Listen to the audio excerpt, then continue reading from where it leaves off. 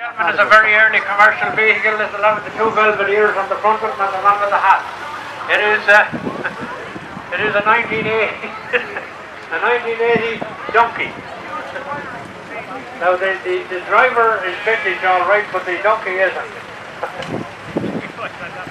It's a very early commercial vehicle. This one. Thank you very much indeed.